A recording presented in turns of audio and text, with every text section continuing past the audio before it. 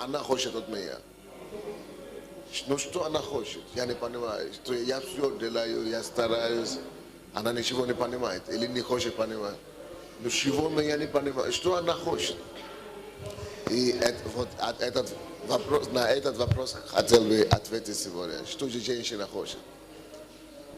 Во-первых, самое главное желание женщины зависит от ее природы. Когда мы читаем Бытие, 2 глава, написано, что мужчина, когда уснул, Бог взял из его ребра и сделал женщину. Получается, что женщина вышла от мужчины. Поэтому они нас же, в большинстве случаев, женщины нас, мужчины имеют повод обижаться. И многие из них очень обижены на мужчин. Потому что мужчины ранены женщин очень много. И действительно, на самом деле, несмотря на то, что они с нами живут, но многие просто нас не воспринимают и нас ненавидят. На самом деле. Потому что мужчины уже очень сильно обижали их. Но несмотря на это, они не могут делать без нас. И если вы сталкивались с женщинами, вы, наверное, уже это поняли. Точно как вы не можете делать без них, так и они не могут делать без нас. Не могут ничего делать без нас. Но проблема мужчины, особенно когда мы думаем, что женщины хотят нас, любят нас, потому что вот мы такие хорошие. Это, по-моему, не совсем так. Женщины хотят мужчины не потому, что мы такие хорошие, а потому что это неизбежно для них. Это потому что их природа требует, чтобы они от нас зависели. Когда мужчина уснул, Бог взял женщину из нашего ребра. Они от нас зависимы. То есть то, от чего взято, то от того и зависим. То есть, если, допустим, если дерево взято из земли, без почвы, без земли, оно умрет, любое дерево вымрет, не выживет. Если допустим, рыба сделана из реки, из воды, то без воды любая рыба умрет. Также с женщинами. Откуда была взята женщина? От ребра кого? Бога? Мужчины. Поэтому очень удивительно, что вы встречаете женщин, и они сразу вам рассказывают, как они встречались с кем-то когда-то, как их обижали, как папа обижал, или как папы не было, или как кто-то обижал, или кто-то не понимал, как любовник первый, или парень первый предал, как тот. Но все равно идут к мужчинам. Или вы видите женщины развелась, один раз тот муж убежал. Это же не женщины в основном подводят. Это не они, не верны в основном. Это мужчины обижают. Но несмотря на это, идут как бы на заклане все равно к мужчинам. И даже по своей жизни посмотрите, сколько вы своих жен обижали, или свои матери обижали, все равно стоят на проломе для вас. Потому что что женщины хотят? Женщины хотят то, что для них неизбежно. Женщины были взяты от ребра мужчин, и поэтому они всегда нуждаются в мужчине. Мужчина есть их опора, и мужчина есть их... Если для нас женщина это всего лишь дополнение к нашему счастью. Потому что мы уже были до того, как они были созданы. Женщина уже была создана как опора, как поддержка, как дополнение. То женщина, мужчина может жить и увлекаться, допустим, компьютером, работой, или бизнесом, деньги зарабатывать. Имея даже жену дома, он все равно где-то uходит, гуляет, он имея даже детей дома, он где-то все равно может пропасть на работу с друзьями. Мужчина может жить, это натура такая.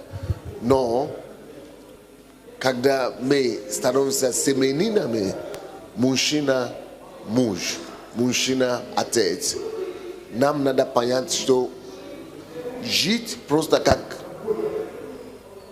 единоличный мужчина, как мы жили, я для себя, я по-своему жил, прекращается, уже не позволительно, уже нам нельзя вот так уже жить так. То есть мы уже не можем себе позволить жить, что мне никого не нужен. Я пропадаю на работу или я пропадаю на куда-то еще пропадаю, уже нельзя мне вот так жить. Мы должны жить теперь, учитывая интерес женщин, потому что они с нами повязаны, потому что мы взяли ответственность за них. Как жены, мы взяли ответственность за них. Как мужей, мы взяли ответственность за них как матери, ну, как и так далее, как отца. То есть, поэтому, когда человек женат, или когда человек имеет ребенка, девушку, поймите, что женщины всегда имеют зависимость, невидимую зависимость от мужчины. Они в системе их, натура их зависима от мужчины. Если для нас они дополняют, как бы, добавляют к нам, то наоборот, в их случае, они вообще взяты от нас. Мужчина является непосредственной частью целостности их жизни. Мужчина делает присутствие мужчины, как отца, она приносит целостность в их жизнь. Присутствие мужчины, как муж, она смысл приносит в их жизнь. Даже как сын, мужчина как сын, и то это уже приносит полноту какую-то в жизнь женщины. Почему? Потому что они вообще взяты от мужчины. Точно так же, как рыба любая всегда будет нуждаться в воде, в реке, чтобы выжить и чтобы вообще существовать. Также и мужчины будут всегда иметь нужду в том, чтобы существовать с нами. И с мужчинами. Без мужчины тоже будет им тяжело целостно существовать. Вот это с одной стороны. Не надо микрофон. Переводчику не надо микрофон. Надо без или их же немного, нет? Или их много, или наушники есть для них? Хорошо. Если для них, хорошо, так, если там класс, соберите их туда.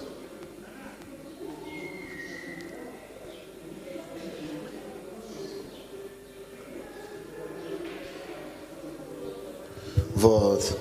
То есть, давайте я проиллюстрирую это, потому что не так легко со всех голосов слышно. Давайте два человека.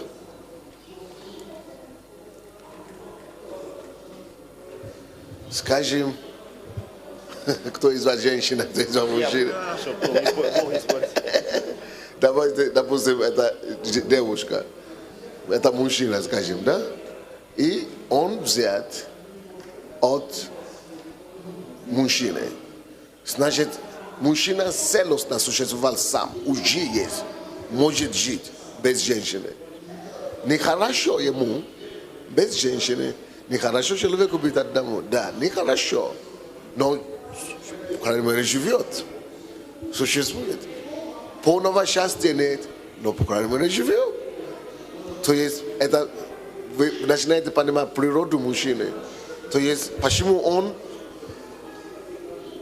Вы когда-то слышали, женщины, когда-то вам говорили, или нет, что, слушай, зачем ты тогда женился на меня, если ты меня любишь? Вы слышали, чтобы женщины такие, как это я тебя не люблю? Конечно, я люблю, поэтому я на тебя женюсь. А чего тогда ты мне не уделяешь внимания? Как это я не уделяю внимания? Я уделяю. Нет, ты же пропадаешь, то на работу уходишь, то туда уходишь. То есть, мы думаем, что она хочет. Ну, я же прихожу домой, сплю домой, мы вместе как-то живем. А она у женщины вообще другое представление. Она хочет, чтобы мы постоянно вообще жили вместе, как у них. Потому что у них совсем другая потребность. Женщина, допустим, она взята отсюда. Она сама собой не самостоятельно не жила до того. Она отсюда взяла. Поэтому она всегда имеет потребность. Пропитку нужна. Это как дерево. Это, допустим, мы взяли дерево, да? И мы отрубили ветвь. Ветвь дерева, чтобы это дерево жило дальше, она должна быть привязана и так далее. Вот. И поэтому, когда мы уходим вот так, сохнет эта ветвь, которая сохнет, у нее что-то не хватает. Вот. Поэтому, если вы начнете связывать свою жизнь с любой женщиной, с матерью, с женой, дочкой, имейте это в виду. Лучше не связываться. Если ты уже как мужчина говоришь женщину, я беру за тебя ответственность, это значит для ее понимания, что ты становишься источником ее жизни. Помните, как отсока эта ветвь, это значит, ты пришел, как сама дерево, и говоришь, все, я становлюсь твоим источником. Она понимает, что ты будешь насыщать ее, что ты будешь ее наполнять, что ты будешь там для нее постоянно, что ты всегда будешь ее за нее ухаживать, что ты будешь, короче, ее источником жизни, ты будешь ее подкреплением, ты будешь ее помощью, ты будешь... Поэтому лучше не заикайся, лучше не мыкнуться возле женщины, чем просто говорить, или просто заявить, или просто так лишь бы. Тогда ты сделаешь ее несчастной, сделаешь себя несчастной, собственной матери сделаешь несчастной, или женой сделаешь несчастной, дочкой не сделаешь несчастной. Почему? Потому что это их природа, они вот отсюда взяты. Точно так же, как рыба не может вот так жить дальше, существовать без воды, без реки, точно именно так же. Они зависимы полностью. Поэтому мужчина, что он должен, мужчина, который, настоящий мужчина, должен это понять. Кто мужчина для женщины? Это источник, откуда она пришла. Это источник, через который она сможет жить дальше. Она может быть поддержана. Это источник, через который она может полностью насыщаться. То есть вы должны стать обеспечителем жизни, физической, духовной, обеспечителем вдохновения, источник всего. Вот, но видите, возьмите рыбу из воды. Она туда не может жить. Положите в воду. Вода обеспечивает ей все. Вот точно так же, как вода становится все для рыбы. И еда, и жизнь, и воздух, и вдохновение, и реализация. Так мужчина, который связывает свою жизнь с любой женщиной, тем он и должен для себя понять, что он должен стать. Поэтому для меня, когда любая проблема в отношении между мужчиной и женщиной в семье, у меня только одна источник может быть проблем. Мужчина. Он не понял. Если он сказал, что я ее люблю, я тебя люблю, или я буду твой муж, или я твой брат, или я твой это самое, то надо, чтобы он знал, что не надо было вообще связаться с ней, не надо было вообще даже окнуться, не надо было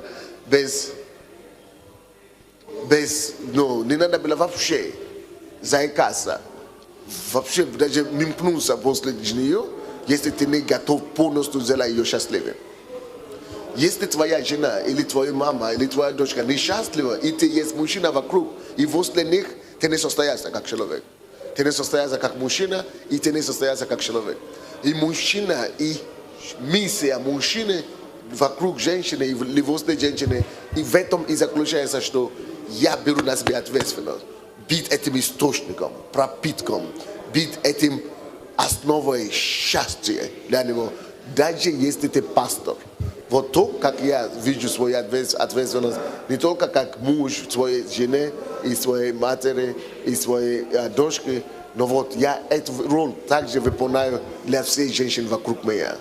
Пастор, почему я поднимаю женщин в служении, они становятся служителями, я помогаю им войти в служение, найти себя, потому что я здесь мужчина вокруг них и возле них. И возле меня я понимаю, что я источник их жизни, пропитания. Они отсюда взяты. У них нет почвы без меня. У них нет своего питания самостоятельно, без меня, вне меня. Это у меня, я жил до того, это у меня пропитка своя есть. Но у них не была самостоятельная пропитка. Они взяты отсюда. Значит, их пропитка отсюда. Точно так же, как мама, так должна брать ответственность. Ну, когда беременная женщина, да? Ребенок, вроде бы отдельная жизнь, да? Самостоятельная жизнь. Но откуда идут все источники существования этого родища, который внутри? Откуда?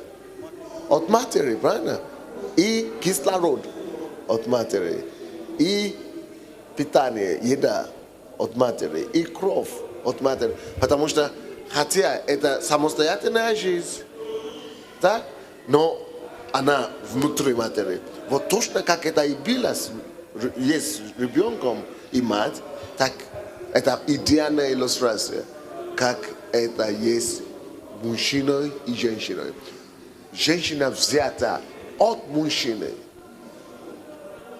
чтобы мужчина мог знать, что он есть источником жизни, основой жизни для нее.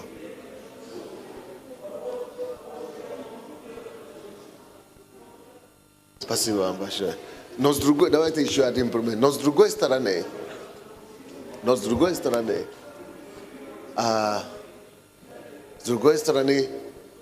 мужчина, женщина, с другой стороны, то есть мужчина зависит, женщина зависит от мужчины, с другой стороны, мужчина сам. Почему мы, когда мы живем без, нету женщины в моей жизни, себя живу, но женщину хочу. Хочу женщину, но только пользоваться, чтобы, это такой менталитет, чтобы мне было хорошо.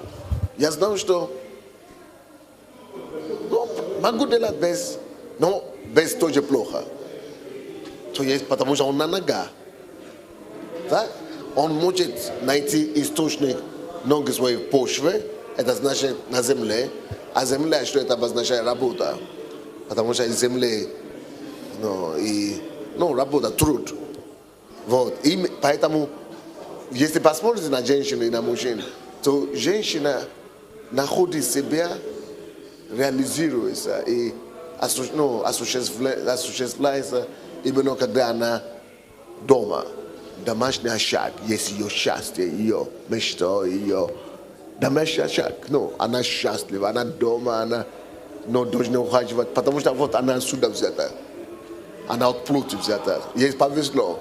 Хочется быть дома, сидеть целый день, ухаживать за детьми, там пробирать, потому что вот отсюда взята.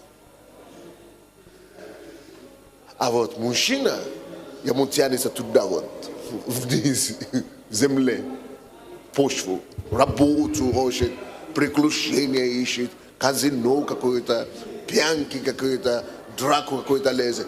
Потому что вот это вот отсюда вот, и он стоит, вот отсюда он взят.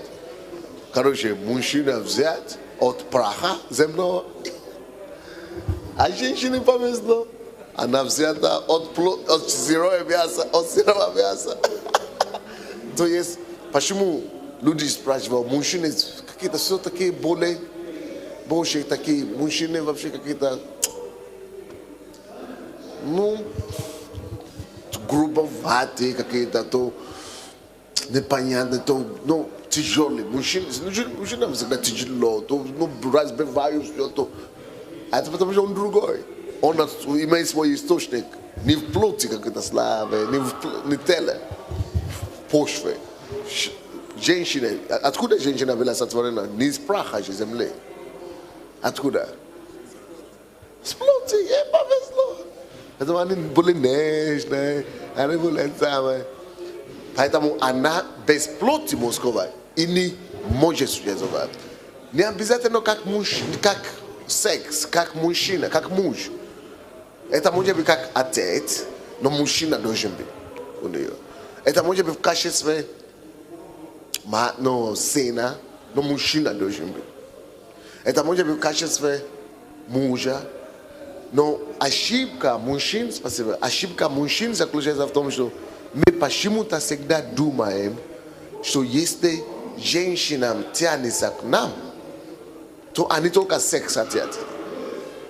Вот все мужчины, как только что ты видишь, что женщина к тебе тянется, ты начинаешь, значит, она, наверное, я красивый. Наверное, она очень твоя. Ты смотришь на нее, вроде бы, ничего не должно быть между нами. А чего она ко мне тянется? И мы постоянно думаем, если к тебе тянется женщина, значит, постель. И мы, поэтому, когда иногда мы пытаемся делать шаг в этом плане, и мы встречаемся с каким-то сопротивлением, мы не понимаем, ты же сама хочешь. Чего такое сопротивление? Чего ты... А на самом деле это не постель женщина хочет, когда к нам тянется.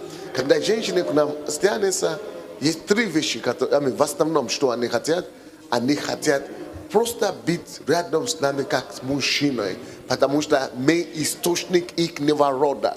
Мы их они родословие их от нас. Мы источник их бытия. Мы источник их поддержки. Мы источник их вдохновения. Поэтому девушка и женщины тянутся к вам автоматически, даже если это собственная мать. Вот, допустим, мы же не можем говорить, что собственная мать учит нас как мужчину. Нет. Но почему ей тянется к нам? А потому что она женщина все-таки. Но ровно это мать, это же моя мама.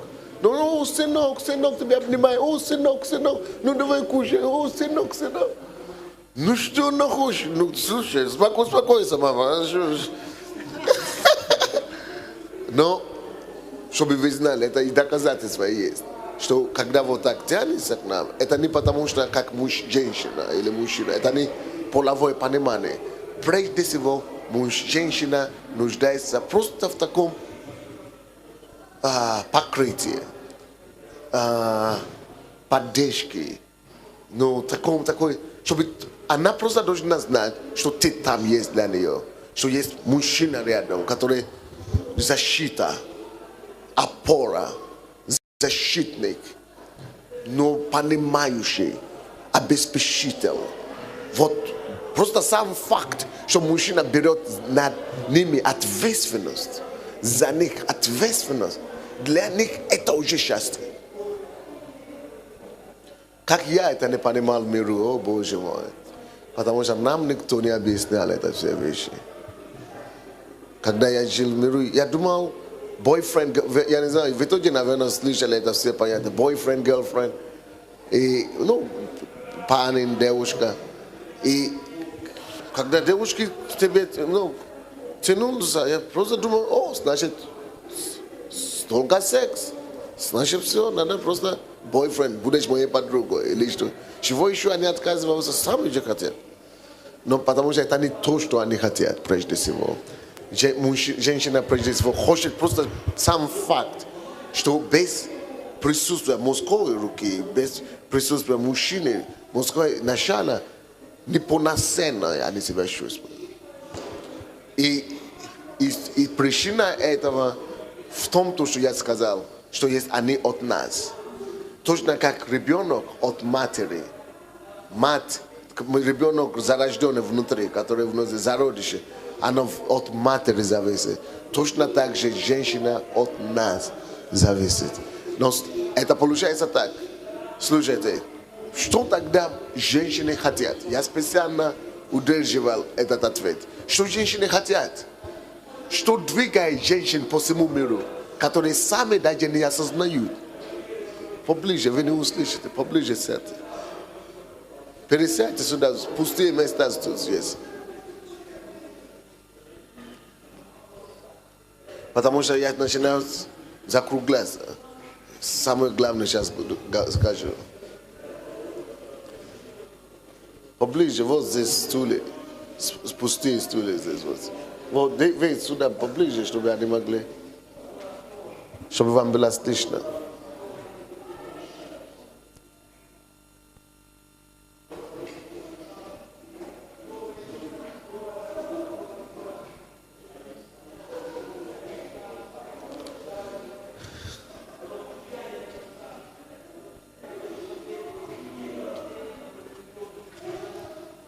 Получается, что же таких женщины хотят? Запомните раз и навсегда. Прежде всего, женщины хотят, они сами вам скажут, любовь. Но не любовь в таком понимании, как мы с вами думаем. Женщины прежде всего хотят отца. Даже те, которые мы думаем, что они ищут секса или ищут мужчину, даже те, которые становятся обнаженные, ходят, да?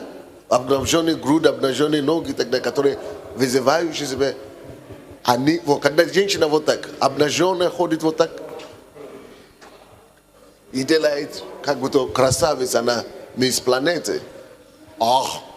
Это она как раз и кричит, выше все, громче все кричит, что помогите мне. Всякая обнаженная грудь, всякая обнаженная нога вызывает к вам, кричит к вам. Найдите меня, возьмите меня. Я бесхозная, я беспризорная. У меня нет отца, я в кризисе. Но мужчины не слышат эти крики. Мужчины не слышат эти звоны женщин. Вы знаете, что мы слышим? Мы видим, фигура интересная. Какая красавица пошла. Баба какая пошла, и как мы говорили, бабка, как мы говорили, или какой язык. Какой-то баб, я мне не знакомо это язык, но я, как говорят, бабка или баба? Тетка. Как? Тёлка. Тёлка? Посмотри, какая тёлка пошла. Или посмотри, какая... Потому что у нас вот помраченный ум. Только, у мужчины только вот так, помраченный все. Только чтобы пользоваться. Потому что мужчина очень... Какая тёлка пошла, значит... Как было бы интересно с ней, да? Потому что мы только хотим пользоваться. Это наша натура. Без Бога и без понимания. Мужчина только хотят пользоваться. Как мне бы ее взять? Такое еще у меня не было. Посмотри, какой это будет постель, это будет интересно. Вот это только так мы и говорим. Только между собой, только такие разговоры между мужчинами идут. Даже если она обнаженная вот так ходит по улице, послушайте ее истории. Вы поймете быстро, что это потому, что у нее она ищет любовь. И любовь не мужчины, не постельной. Она ищет любовь отца. Вот, допустим, одна девушка, вот такая же, почти обнаженная, и подошли к ней, и говорит, здравствуйте, и она уже глазки строит. Здравствуйте. Меня зовут Лариса, а я-то знаю, что она хочет, чем она нуждается. Мне говорит, меня зовут Сандей, я пастор. Слушай, ты такая красивая девушка, но даже не это меня привлекло к тебе, а то, что я вижу твою нужду. Ты нуждаешься в мужчине. А кто вам такое сказал? Ты не нуждаешься в мужчине, как мужчина. Я не говорю за мужчину, ты нуждаешься в отца. Ты нуждаешься в папе. Я вижу твою историю. Я вижу просто сейчас, что у тебя либо не было отца, мать, но в детстве, или отец никогда не заботился о тебе. Ты никогда не имел объятия отцовского. Она начала просто плакать. Миллион таких случаев. Просто миллион таких случаев. Когда вы начнете смотреть и видеть глубже, чем внешнее, и понять, что это то, что она просто начинает рыдать, голову на тебе положила, и начинает, как, откуда вы знаете, откуда вы знали? Уже забыла, что она красавица, уже забыла, что она голая, обнаженная. У нас служение здесь проститутками очень развито. Мы работаем с девушками. Ты знаешь, все они говорят, мы искали что-то от мужчины, что они нас полюбят, восполнят наши нужды, которые мы имели, а они только нас берут и используют. Они только мое тело пользуют, они только на моем телом пользуются, они только спать со мной хотят, а нам не хочется спать. Но ради них мы думаем, что, может быть, если мы переспим с ними, может быть, тогда мы получим от них взамен вот эту любовь отца, которую мы хотели от них. Но они это не понимают, переспали с нами и бросают нас. И не только проститутки, к сожалению. Почти все женщины, которые потеряли свою девственность, 99% спросите у них, вот, у своей собственной жены, как ты первый раз потерял девственность? Как это произошло? Что ты искала? Просто испытывать секс или вам скажут, мы пошли на это прежде всего, чтобы угодить мужчине. Мы хотели, чтобы он нас любил. Мы хотели, чтобы он нас понял. Мы хотели, чтобы он нас понимал, чтобы он нас позаботился. Ну, чтобы он... Вот они не знают, как это выразить, что им надо. Но им надо вот это, то, что я говорил в самого начала. Вот это опеку. Вот это мужское покрытие. Вот это... Просто сам факт, что ты рядом, не как мужчина, не как секс, не как постель. А прежде всего им нужно просто это покрытие, как женщины, потому что они от нас зависимы. Им нужно отца. Вот, видите, как отец любит дочери, да? Или как отец любит ребенка. Отец же не спит с сыном своим, отец же не спит со своей дочерью, отец же не пользуется своей дочерью. Но она дает что-то другое, более глубокое. Что отец дает дочери? Покрытие, защиту, уверенность, вдохновение, ну, внушение важности и целостности. Вот это и есть то, что они ищут прежде всего. Женщины все ищут. Именно это прежде всего они ищут. Вот эту защиту, это обеспечение. Ты можешь даже с ними ничего не иметь. Поэтому спросите у любой женщины, они вам скажут, они готовы даже выходить замуж за уродова. Они готовы выходить замуж за любого человека, только чтобы их любили. Они понимают это как любовь, просто чтобы их любили. Что они имели в виду? Они имели в виду, что только чтобы у них был отца. Отец, чтобы их любили. Что женщины хотят, когда они говорят, любите меня, я хочу, что ты меня любишь. Что она хочет? Она хочет вот это покрытие, защиту это. Потому что она отсюда взята. Без этого она не целостна. Ты можешь спасти, ты можешь спасти, 100 мужчин может спасти женщиной, одновременно, и она не будет чувствовать себя любимой. Потому что не секс дает женщине это. Не секс то, что они хотят. Но из-за того, что сами женщины не в курсе, не понимают, как это же выразить то, что они хотят, сами предлагают себе секс. Они думают, может быть, если я пересплю с ним, может быть, я получу это чувство защищенности, но покрытие, но заботу, любовь, в которой я нуждаюсь. А потом, к сожалению, всем приходится констатировать тот же самый факт, что, слушай, отдала себе, но и пользовались, и осталась ни с чем.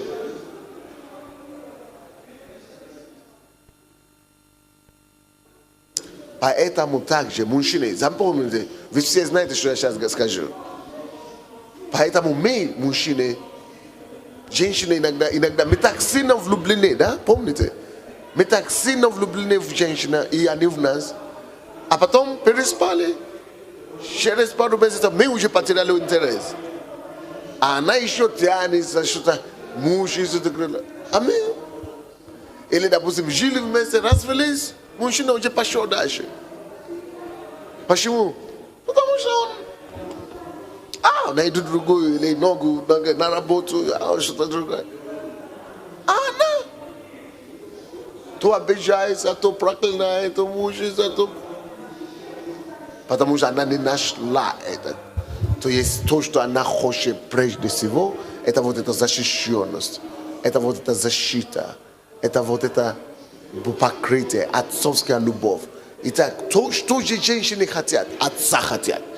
Выбросьте слово любовь, потому что это нас путает, мужчин. Выбросьте слово любовь. Не любовь хотят, они хотят отца. Они хотят, что отца. Каждая женщина хочет отца. Поэтому, когда ты женишься, когда за вас выходит замуж женщина, вы знаете, прежде всего, кем вы должны быть для нее? Вы должны для нее прежде всего быть отцом. Не любовником, не секс-машина. Сколько вы будете заниматься сексом? Секс занимает не больше 5% времени семейного жизни, совместной жизни. Не больше 5%. Это слишком мало. 95% времени тогда чем будем заниматься? Будем ругаться, будем драться, или будем убегать от друг друга. Только этими людьми, которые занимаются, только и убегают от друг друга. Вот почему Бог и говорит, что если вы не женаты, ни в коем случае нельзя начинать жизнь или отношения с женщинами сексом. Потому что если вы встречаетесь и начнете, вы еще не расписаны, и вы еще не женаты на друг друга, и вы уже живете сексуальную жизнь, вы никогда не успеваете стать для нее тем, кем нужно стать, отцом. Вы увлеклись на чем-то другое. То есть вы теряете возможность обеспечить, знать ее потребности, ее нужду, проникнуть в ее душу, и она тоже отпускает и выпускает возможность знать вас и вас воспринять, зауважать вас. Тогда получается только страсть. Вот спросите у любого женатого мужчины, вам скажут, страсть даю вам максимум 2 года, страсть утихнет, страсть уйдет. Страсть все равно прекратится. Вот почему семью нельзя никогда базироваться на секс. Вот почему семья или брак никогда нельзя базировать на страсть. Потому что когда страсть прекратится, куда ты тогда денешься? Вот почему некоторые люди живут месяц, разводятся, или полгода, или год, или 10 лет, или что. Потому что интрига прекращается, и все. Потому что не это хотят женщины, и мужчины тоже не это хотят. Это тоже самое главное, это найти себя, как я могу быть этим для этой девушки ответом. Как я могу быть для этой девушки покрытием. Как я могу быть для нее защитой. Как я могу быть для нее восполнять ее нужду, не пользоваясь ей. Потому что еще одна опасность, когда мы начинаем жить сексуальной жизнью без брака, не расписано, это то, что мы не восполняем нужду, мы пользуемся. А когда ты пользуешься, используешь, тебя некогда восполнять нужду, ты используешь. А потом, когда доходит до того, чтобы жить теперь вместе, нечем вам заниматься. Потому что ты только привык к тому, чтобы пользоваться людьми. Теперь, когда вы уже в браке, это уже законно, все, ты уже имеешь право.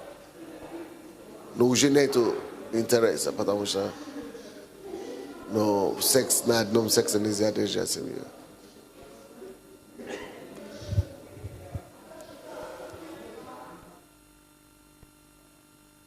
Итак,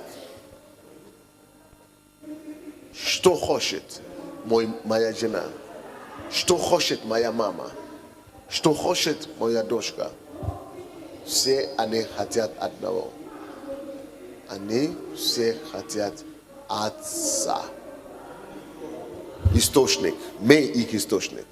Отец родоначальник. Родоначальник жизни. Точно так же, как мы есть родоначальник жизни, что мы семейную жидкость передаем и жизнь зарождается, так и есть тут. Мы есть родоначальник жизни. И как родоначальник мы есть отец. И женщины видят это, что мы есть отцы. И они тянутся к нам прежде всего, чтобы мы были для них отцами, чтобы мы восполняли их нужды. И не только наши родные, даже женщины вокруг. Потому что если мы не научимся видеть мир вот так и смотреть на все женщин вокруг нас, как людей, которые мы должны восполнить их нужды, как отца, тогда у нас другой вариант только. Мы будем смотреть на мир, как Голливуд смотрит на мир, как секс-машин. А мы будем смотреть на женщины, как вещь, которая только исполняет потребности наши сексуальные. А это проблема. Тогда мы будем всю жизнь жить похоти. А это красиво, и это красиво, и это красиво. О, похоть, ушей будет нас мучить всю жизнь. И ты никогда не освободишься от этого. Потому что ты всегда зависимый. И даже если ты будешь женат, и будучи женатым, ты всегда будешь видеть красивых женщин. Но если ты поймешь, что ни женщины, не пользоваться женщиной, для того, чтобы пользоваться женщиной, создан мужчина. Мужчина создан не для того, чтобы просто... Женщина не создана для эксплуатации сексуальной. Но мужчина создан, чтобы быть отцом для женщин, чтобы быть источником жизни для женщин, чтобы быть поддержкой для женщин. Если мы это поймем, что мы созданы, чтобы быть источником жизни, вдохновением, чтобы быть отцом, покрытием, но опорой для них. Если мы это поймем, что я буду тогда видеть все женщин, даже проституток, даже обнаженные на улице, я буду видеть искреннее их желание, искреннее их крики, что они нуждаются в отца. Тем вызывающей выглядит женщина, тем больше она пуста внутри, тем острее она нуждается в отце, в отце прежде всего. Это кричит, ее душа кричит. Не она, не ее голова кричит даже. Ее душа кричит, что кто-нибудь покройте меня. Потому что голова, мужчина есть глава женщины. Женщина, то есть, а муж есть глава мужчины. То есть мужчина. Они ищут отца. Будьте отцом прежде всего для вашей жены. Это значит, утешайте ее. Это значит, каким способом вы можете выполнить роль отца для своей, напишите это, для своей жены. Первый. Станьте источником утешения для нее. Поддержкой прежде всего. Женщины так в этом нуждаются. Просто чтобы кто-то был рядом, чтобы поддержал.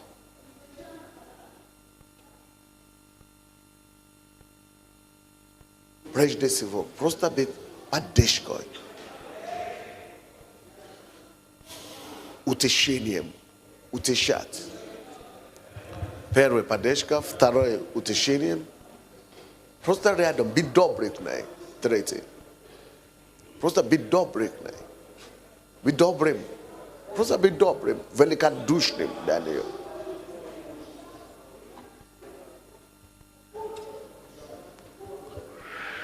Это просто натура ее требует. Она нуждается в этом все.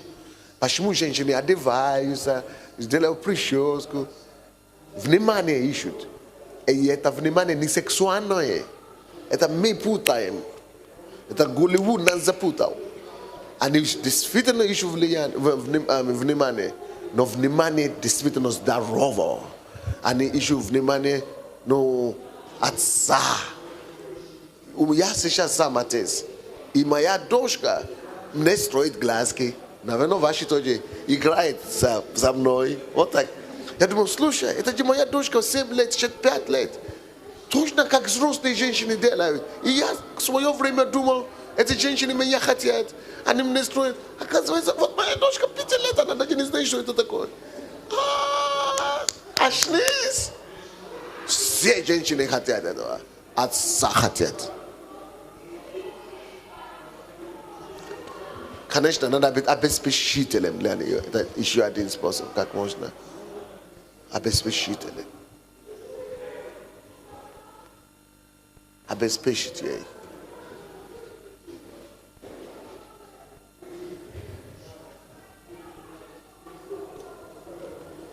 Следующее, как можно быть отцом. Выслушать ее. Выделить ей внимание. Просто дать ей понять, что она важна. Что она достойна того, чтобы просто выслушать ее. Дать ей время, внимание. То есть, видите, как вот любой ребенок может к отцу прийти и наплакаться. Вот, будьте такой готовой, чтобы просто она могла открыться вам. Чтобы вы могли ей просто выслушать за любое время. Чтобы она могла выплакаться вам. Вот это точно, дайте просто ей это понять. Я уже говорил, что вы можете делать поддержкой ей, добротой. Давайте ей подарок. Просто как вы бы относились к своему ребенку, вот, как вы хотите, чтобы отец относился к вам. Вы начните относиться к вашей девушке таким образом. Маме вашей, жене вашей, сестре вашей. Просто вот. И поменьше замешайте, что у них груд большие, да? Или маленькие, что у них груди больше, чем у вас, или что у них глазки такие красивые. Поменьше замешайте именно то, что возбуждает мужчин, как сексуальные. Они не сексуальные агенты, прежде всего. Они агенты любви. Они нуждаются в отца. Потому что они взяты от мужчины. Мы их источник. Есть женщины, которые говорят, мы можем делать без мужчин. Мы можем, но что они имеют в виду? Они имеют в виду, что они могут обойтись без секса. Но не без мужчины как такового. Они нуждаются еще в отца. По-любому.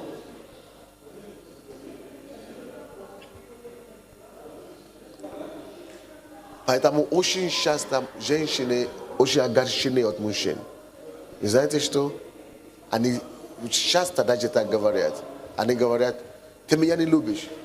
Единственное, что ты хочешь от меня, это секс. Чего ты только постель ты хочешь? И они обижаются. Почему? Когда женщина так говорит, это как доказательство, что мужчина не показывает свойства отца ей. Она не видит в нем отца. Он ей не служит как отца. Он ее не понимает, что она нуждается в нем как отца. Она сама не понимает, она сама думает, что она нуждается в нем как муж. Ни в коем случае, как отца. Даже если она не твоя жена, все равно нуждается в тебе как отца. Даже если ты только лидер, будь отцом каждой женщины, которая вокруг тебя, которая рядом с тобой. Будь отцом для нее. Понятно нам это все, нет? Будут ли вопросы? Я вижу, что здесь почему-то сюда на это самое попала женщина. Как вы сюда попали, да? С мужем приехали. Вот, идите сюда, расскажите, насколько... Вы слушали то, что я говорил сегодня? Идите сюда, подтвердите или отрицайте то, что я говорил. Подтвердите или отрицайте. Будьте благословенны. Я полностью согласна с тем, что пастор говорит. Первое, то, что Иисус вот открывает через Него вам, то, что женщина, она хочет быть покрытой, она хочет заботы. И действительно, слово «любовь» женщина понимает не так, как мужчина понимает. Под словом «любовь» она понимает заботу, покрытие и общение. И Господь, вот Он очень четко выразил это через апостола. То есть роль отца. Она говорит, не так, как мужчина понимает. Что такое любовь для мужчины? Пастел. Это даже никто даже не перепутается. Все так только и понимают. А вот вы сказали, что? Забота, покрытие и общение. А откуда это все идет? Только от отца. Вот, чтобы вы забили. Навсегда, что женщина хотят от вас любовь или секс. Она только хочет вот эти вещи. Она хочет, чтобы вы были отцами, покрытием для нее. И дома, и на работе, и везде. Тогда она будет. Да, слово «любовь» для женщины — это действительно не секс. Вот часто, например, я слышу от мужа даже своего: «Ну я же тебя люблю». И я понимаю в духе, да, своем, что по словам «любовь» он понимает совершенно другое, чем я понимаю. Вот. Есть разница, потому что мы разные. Мы должны как-то, Иисус, Он будет объединять вот нас в этом смысле. Он даст понимание, и даст вот эту общность нам, и даст это то, что есть семья. Потому что, понимаете, да, что я хочу сказать? Вот, что еще, пастор? Пастор Сандей все очень так ясно, четко разложил, что хочет женщина. Такое впечатление, что он был женщиной.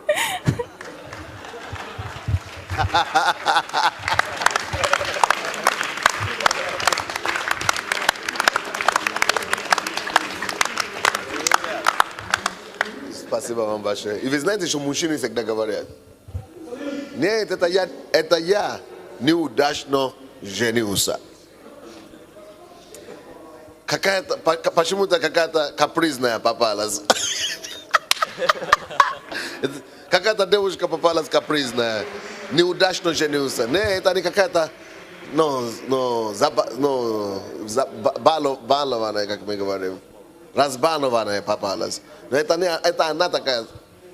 Это мне всегда говорят, что пастор, вам повезло с женой. У меня жена такая, она ничего не понимает, она такая-то слишком капризная. Я говорю, это значит, что ты живешь с женщиной. Даже если ты станешь мужем моей жены, сразу подумаешь, что ты женился на ту же самую твою жену. Потому что женщина одна. Нету две женщины. И это путаница в голове мужчины. Нет, это она такая не понимает. Я вижу другую. Сдалека. И думаю, вот она бы подошла мне. Вот она бы была правильна. Нету большего лжи, чем этого в жизни. Потому что на самом деле только одна женщина существует. Она такая хорошая, потому что сдалека. Как только что приблизится, как только что ты начнешь жить, молодец, попадется под знакомую музыку. Обнаружится, что не пойму. Возьми ее от Азии, от Японии, возьми, от с Америки, возьми, от Дальнего Востока, собери свою жену. Как только что ты начнешь жизнь, одно ты поймешь, та же самая история. Каждая женщина капризная, каждая женщина хочет то же самое. Ты начинаешь, если ты сам это не поймешь, вот допустим, я вчера разговаривал с кому-то там, и он говорит, женился на первой жене, но жизнь не сложилась, она что-то такое требует, не повезло. И я на работе всегда видел эту девушку другую. Она такая, как мне по душе. Но начинаю, что произошло, разве он с первой? пошел, женился на этой девушке. Пожили несколько лет. Слушай, и она стала как первой. Не знаю, почему мне не везет, говорит. Короче, 4 раза вот так поменял жен. Прежде чем до него дошло, что они все такие одинаковые.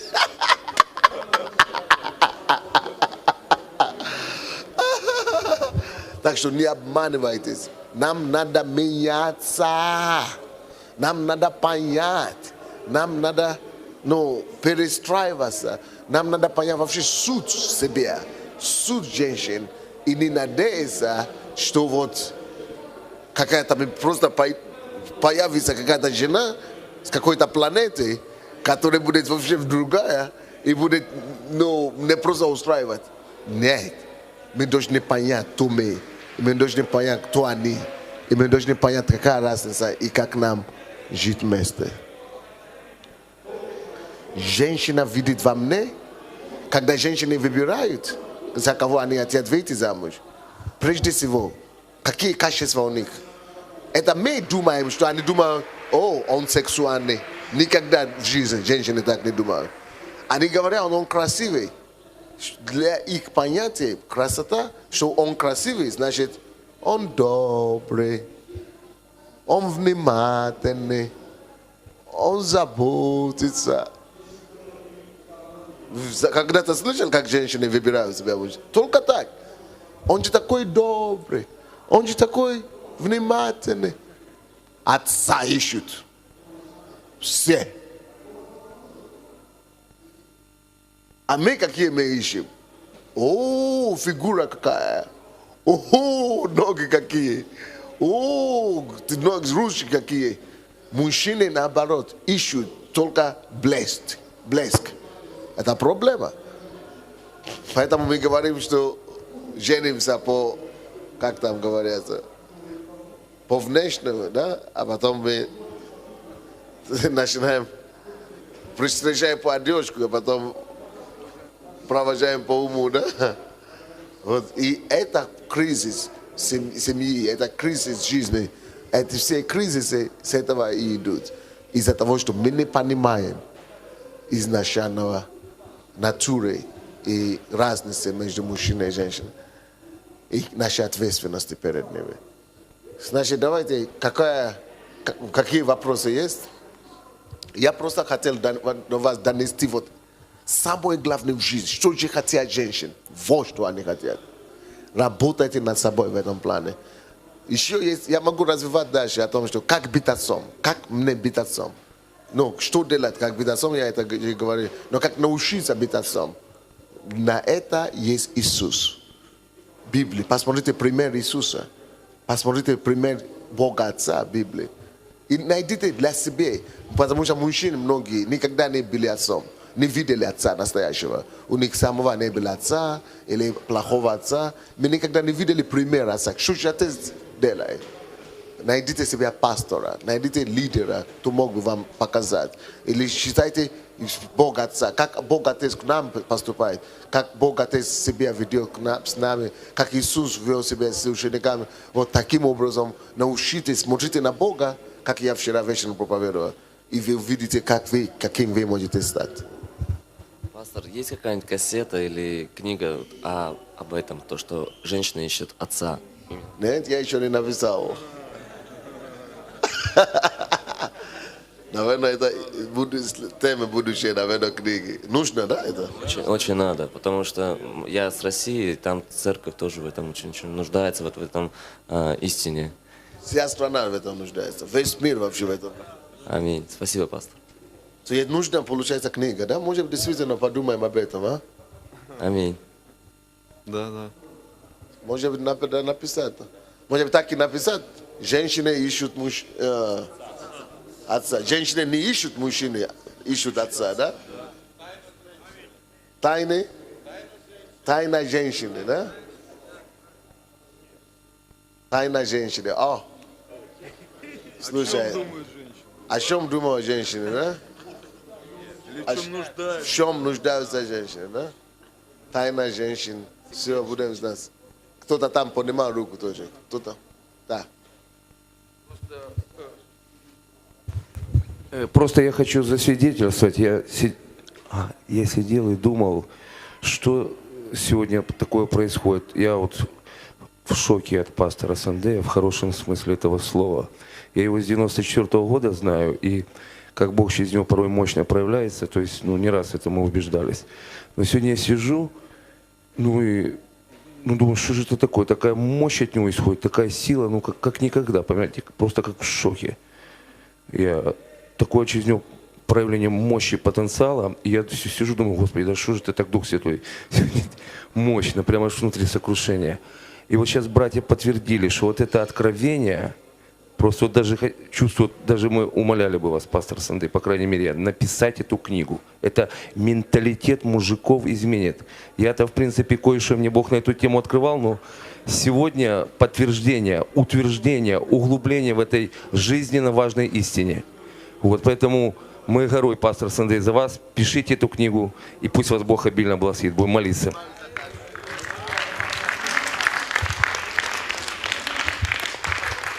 Я из Днепропетровска. Мы в своей церкви занимаемся консультированием семей. И я учу будущие семьи по некоторым там вопросам. И у меня есть раздел такой в учении о том, что хочет от мужчины женщина. У меня там на 3 листа это написано. И сегодня я просто, я не знаю, просто одно слово вместо этих 3 лицов. Отца. Отца, да. Это очень сильно. И я вам хочу сказать, что я отец 4 детей. Моей старшей дочери 21 год, младшей 5. И я сидел и слушал. Я вам скажу, вся та боль, которую я пережил за первую дочь, она мне сейчас всплыла. Я просто хочу засвидетельствовать.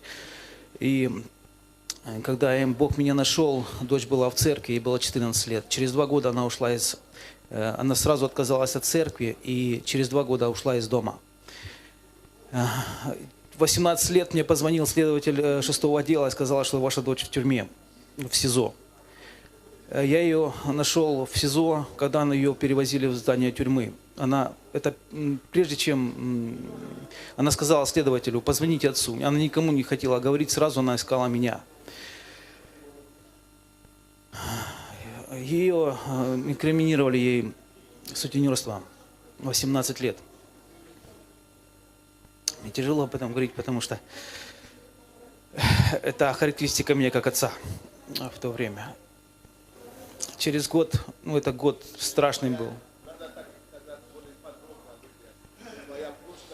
Да, это моя прошлая жизнь, это мое отношение к ней как к дочери, это мое отцовство, то есть это никакое отцовство.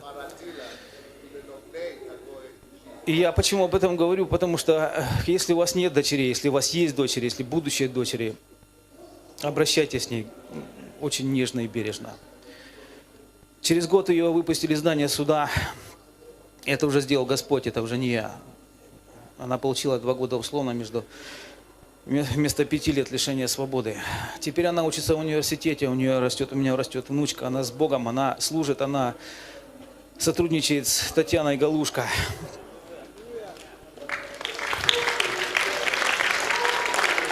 Она будет идти в школы, она мечтает написать кандидатскую диссертацию, но это уже не я как отец, это Иисус. И сейчас у меня растет дочь, которой 5 лет, она зацелована, избалована, но я об этом не жалею. Я говорю, что она красавица, и это то, что мы должны делать. И действительно, проявляйтесь. Да, проявляйтесь к своим дочерям, настоящим, будущим, особую заботу, потому что действительно, если они не найдут вас, отцов, они найдут их на улице.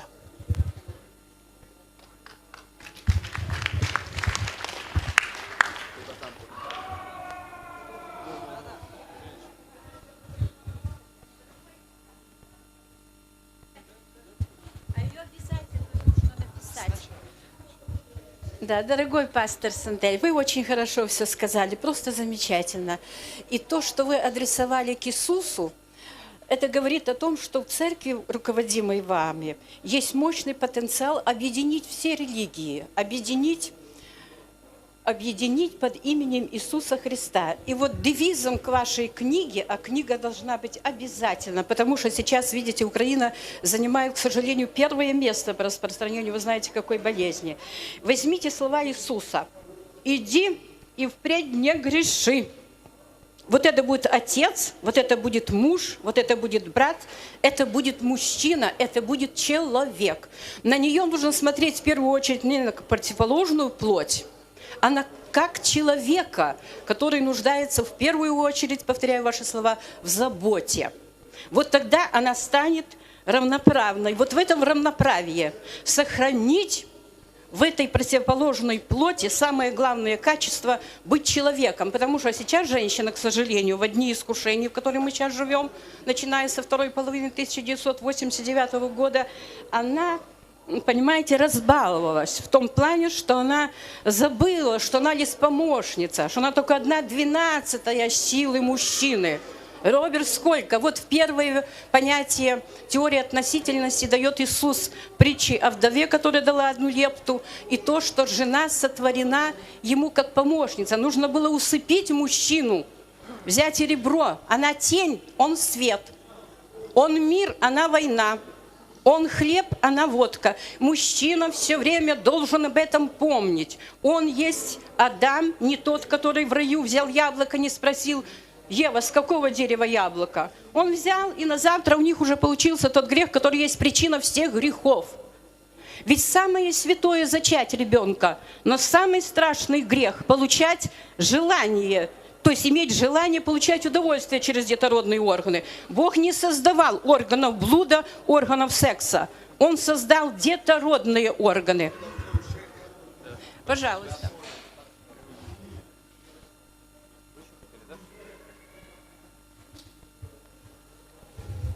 Пастор, я считаю, что то, что вы рассказали, это фактически основа христианской культуры. Вот. А весь мир стоит на противоположной точке зрения. Если основа христианской культуры – это отцовство, то основа светской культуры – это безотцовщина, фактически. То есть теперешняя культура не знает отца, не понимает, зачем он нужен. И все люди мечутся в темноте. И вот когда показать этот контраст в книге, мне кажется, обязательно, то есть сказать, что мир в смысле понимает совершенно иначе. И этот взгляд надо ломать, понимаете, не просто говорить, как правильно, а показать, что есть неправильное в этом мире. Потому что его так много, что мы даже часто не замечаем, насколько фальшивый этот мир.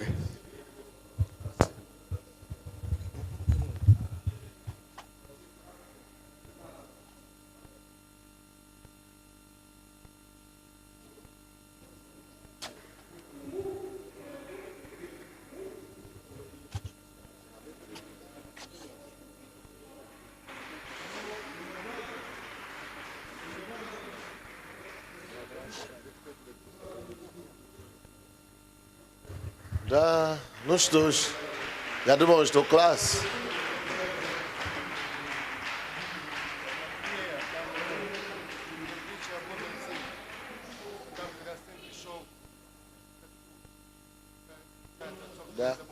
Да.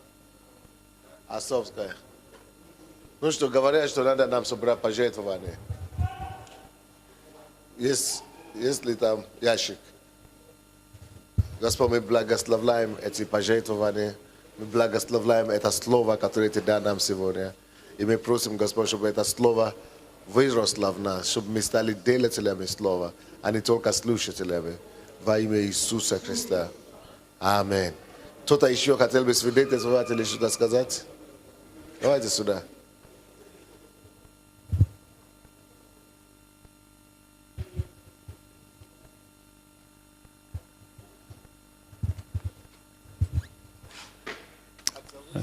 Меня зовут Сергей, я с Борисполя.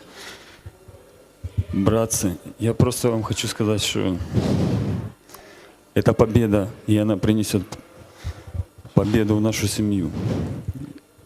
Знаете, в первом браке я не живу, вот, и я переписываюсь с ребенком. Она живет в России, в Москве. И она говорит: папа, у меня все есть, друзья есть, вот, дядя, у которого я живу, я с ним не соскучишься. То есть рассказывает о маме, да? Ну, мы с ней как бы разговариваем через письмо. И знаете, что она говорит? Самое главное. Мне не хватает чего-то, мне не хватает тебя. То есть в самом деле это... А я вам скажу, что вам еще, ей еще повезло дважды. Во-первых, что она имеет вообще физического отца. Это уже повезло. Во-вторых, повезло, что она поняла, что именно отца ей нужен. Но вы знаете, большинство женщин, они этого не знают. Они ищут внимание, они знают, что в мужчине есть это ответ. Но они знают, мужчина в каком качестве. И поэтому люди становятся и проститутками, и легкого поведения, и так далее. Знаете, я аккуратненько подхожу к ней.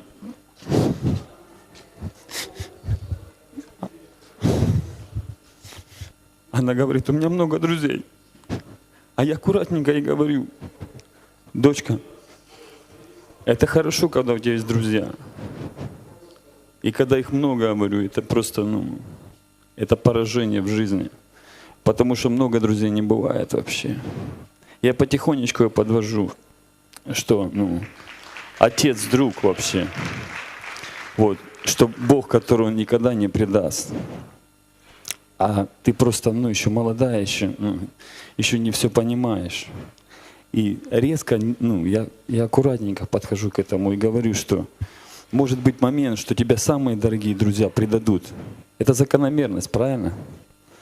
Вот. И я ее учу, потихонечку подвожу. И она все больше и больше начинает меня любить. Вот. Самое главное, конечно, чтобы вы могли ее найти и найти способ, как к ней подойти, давать ей эту заботу, внимание, покрытие, чтобы она была защищена в этой отцовской любви. Ведь когда ребенок защищена и находится в этом, это как инкубатор. В отцовском этой любви, все. Ни проститутка не может стать, ни легкое поведение не может стать, ничего не может похитить ее с этой. Она нормально, она в университете учится на иньяз, переводчиком немецко-французского языка. Говорит, все, я такая там, тебя не хватает, тебя, отца. Все есть, дядя хороший, там, тетя, там, друзья, но тебя не хватает. Так и есть. И все женщины так и просят. Будьте благословенны. Я хочу поблагодарить вас, пастырь. Знаете, как-то, может, 2-3 года назад вы проповедовали, и вы частично затрагивали, частично вы затрагивали эту тему. И знаете, эта тема, то, что женщины, например, они одинаковые, и отношение к ним, знаете, оно хранило, например, какие-то есть в семье проблемы, и это слово, оно просто хранило меня от какого-то блуда, от каких-то, поступков, просто оно внутри меня, оно, знаете, и это служение, просто как бы отношение, понимание к женщине, оно, у меня было неправильно. Вы, во-первых, в этой проповеди вы открыли меня, как сущность мужчины и вообще человека-мужчины, и открыли женщину. И я благодарен Богу, что дальнейшее отношение, то направление, то учение, которое вы дали, оно дает для меня прорыв, оно дает для меня какой-то дальнейший ход в правильных построениях взаимоотношений со своей женой. Вообще, с женщиной в взаимоотношениях. Спасибо вам большое. Я вас люблю. Надо теперь прийти домой, показать этот пример. Она почувствовала это. Прежде всего, я ничего не хочу от тебя. Что прежде всего, я ничего не хочу от тебя. Я не хочу брать, я не хочу пользоваться, ничего. Просто я хочу брать под груди и просто любить, гладить. Прежде всего, внимание уделить тебе, обнимать. Просто быть близким. Это тяжело мужчинам делать, гордость не позволяет. Мы хотим пользоваться только. И как только что мы берем свое, идем, уходим. Это проблема, хищник. Спасибо. Здравствуйте, братья. Меня зовут Руслан, я из города Норильска. Я скажу одно. У меня больше 10 лет семейной жизни, мы живем с женой. Я думал, я хороший отец. После этой мужской конференции я понял, что я отец. Теперь я буду хорошим. Я понимаю, что это большой труд, серьезный труд впереди предстоит. Но то слово, которое я здесь получил, то понимание, я это буду нести мужчинам нашего региона, мужчинам наших церквей. И я хочу сказать, что та работа, которую вы здесь проделали, то, что вы для нас дали, это очень драгоценно. Ну, по своим чувствам я скажу, что как алмаз, который надо ограничить, чтобы он стал алмазом, вот это то, что происходит с моим сердцем. Я верю, что сердцем каждого брата, который находится здесь. Приходит понимание, и вот эта калибровка, это полнота приходит. Это очень ценно, и лично я беру на себя вот эту смелость, этот вызов, я это понесу мужчинам нашего региона.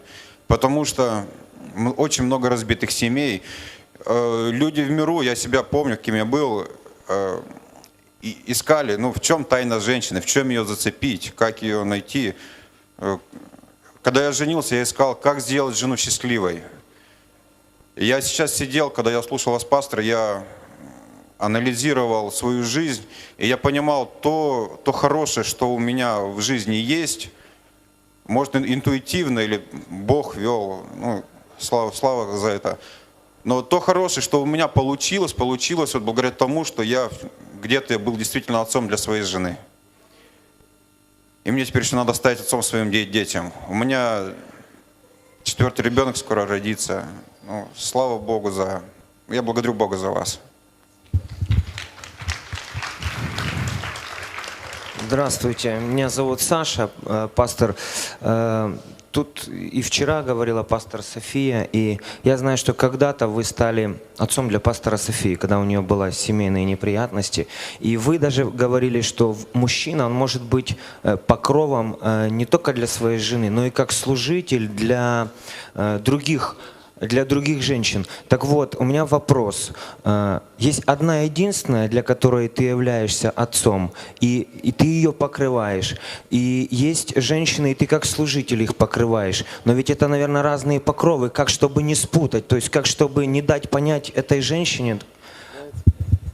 Очень хороший вопрос. Прежде всего, мы являемся отцом для всех женщин. Неважно, это мать твоя, даже собственная мать. И то нуждается в отцовстве. Мужчину как отца. Вот, мужчину все нуждаются, но как отца. Вот, и даже собственная мать, и соседняя женщина, и пастор, собственная пастор, даже если она женщина. И то нуждается в тебе, как мужчину. Но не мужчину, но как отца. И все женщины, которые на улице, нуждаются в тебе, как все нуждаются. Они взяты от мужчины. Нуждаются в мужчине. Но как отца, как источник, рода, основоположник, родоначальник. Они нуждаются в вас как родоначальники. Вы род дали им, вы начали их род, вы дали им жизнь, они как питание. Поэтому мы заботимся обо всем. Но ты являешься мужем только одной женщины. То есть отцом ты можешь быть для всех женщин. Ты не претендуешь ни на что. Что такое отец? Отец не претендует ни на что. Отец только дает. Вот разница. Отец только дает. Отец только и радует. Только и хочет видеть тебя защищенной. Всех воспримут такой помощи. Но муж – это тот, который уже, кроме того, что дает, как отец, муж уже требует. Иди готов мне кушать. Иди гладь мою одежду, иди надо переспать. Это уже другое. Поэтому мужем нельзя быть для всех. Но отцом как раз надо быть. Все, спасибо. Все, надеюсь, что вы благословлены.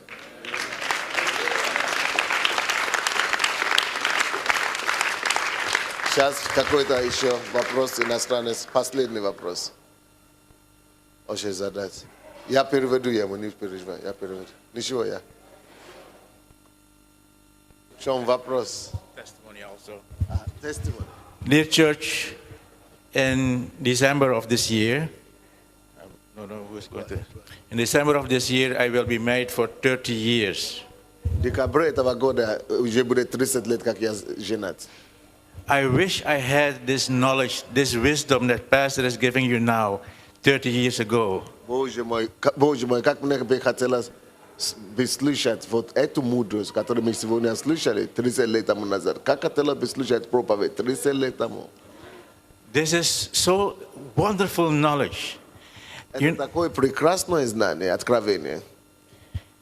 You see, I've been in Holland for the past 13 years. Живу в Голландии 13 лет. And I've discovered in Holland that the main problem why society is falling apart И вижу в Голландии особенно, что главная причина, почему общество распадается там, is that fathers do not take their positions in their homes. это потому что отцы не берут ответственность за их семьи. It is a great disaster in that society. Это ужасная беда в обществе. If I had this knowledge 30 years ago, Если бы я это все знал 30 лет тому, I'm sure that many mistakes that I've made, I would not have made them. конечно же уверен, что много ошибок, которые я допускал в своей жизни, я мог бы избежать их. But now I'm taking this knowledge home and I hope to be a better father every day. Я сегодня вооружаю себя этой истиной и намерен быть лучшим отцом своей жены уже каждый день. God bless you. Slava Bogo. С Богом.